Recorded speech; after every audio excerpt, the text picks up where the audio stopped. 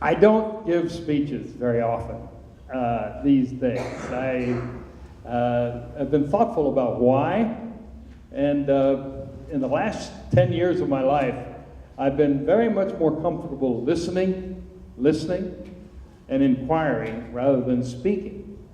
So I hesitate to come and speak. I'm here for one reason, and that's my loyalty to Ed and Bev Shackelford. I got to tell you, of all the political support I've had over the years, they have been with me not 6 years, but 60 years. They are really great, and that's why I'm here. I was in Washington, D.C. yesterday, and I cut a meeting short and flew out here simply because I wanted to be loyal to you as a group and to them as a part of your group. I'm going to be really brief. I want to talk about the importance of truth in this campaign. I'm really worried about my country. I really am worried about it.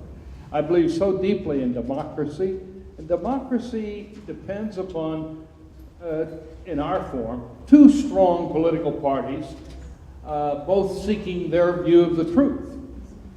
And when campaigns are totally, not totally, but almost totally, filled with lies, it not only destroys the debate, but it destroys the structure of democracy. So the main message I want to share with you is you really got to fight hard to get at truth. And that's the main message. Secondly, how do you do that? We're so inundated with the instant messages of tweets and stuff, which don't have much room for truth. But particularly television worries me. And we got a pattern of some television outlets that are just plain biased, and you know it.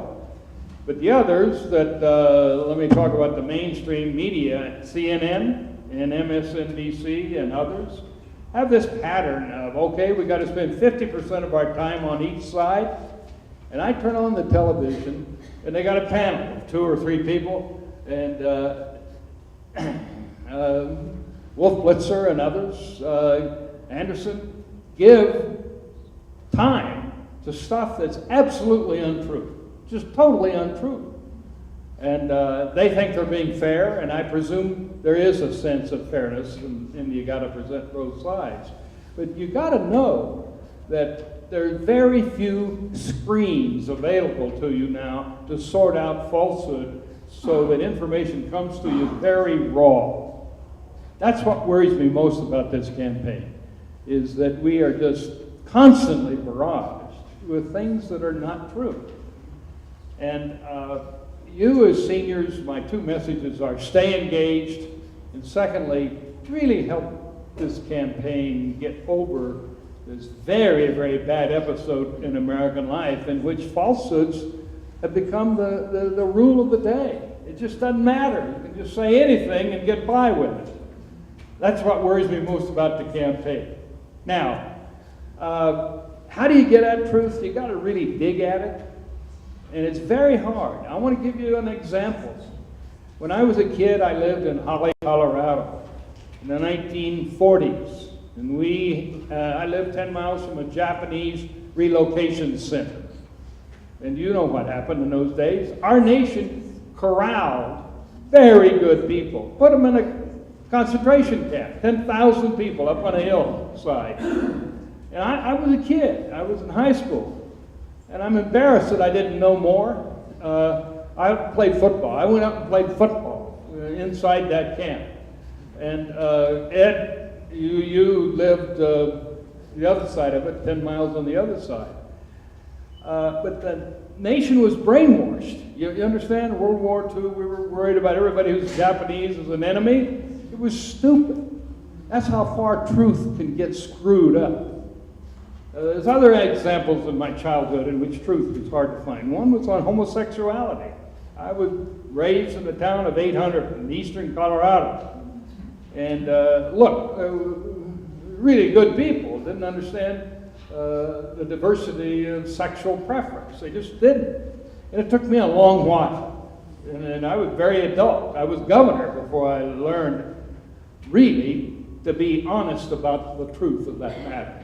So I want you to know that truth is hard to come by, but I would like to say some very practical things, but be really inquiring of people who differ with you, because you got to decide what's right, you got to act on it, but 10% of what you do is probably going to be wrong, and you got to continue to be open to that wrongness and learn from other folks. So that's my main message this morning. There's one other piece of that I want to share, and that is we can conduct political campaigns without attacking and destroying the personal integrity of the person we oppose.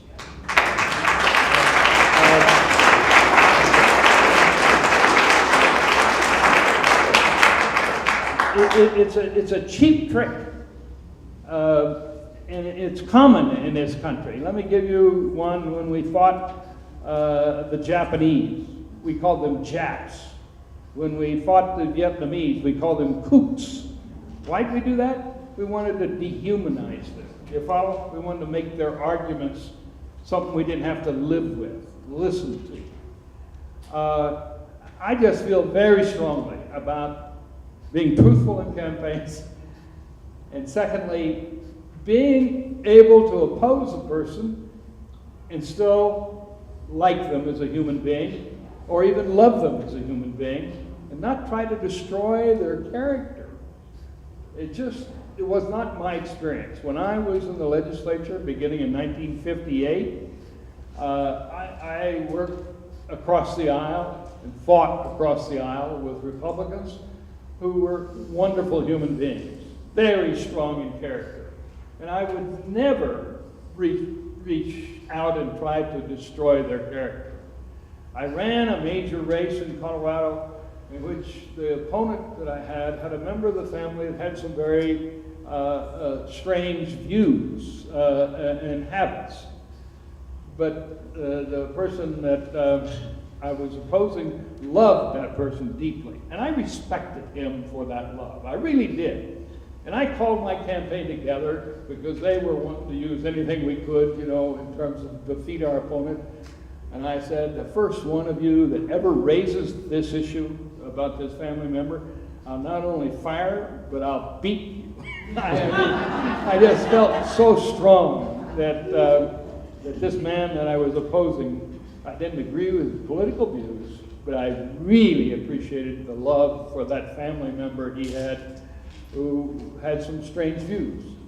And I just say that because these things are very important to me now. One, trying to be truthful, and two, trying to make the democratic process work by strongly opposing those ideas that are wrong and those people who are carrying them, but not try to attack the integrity of that person.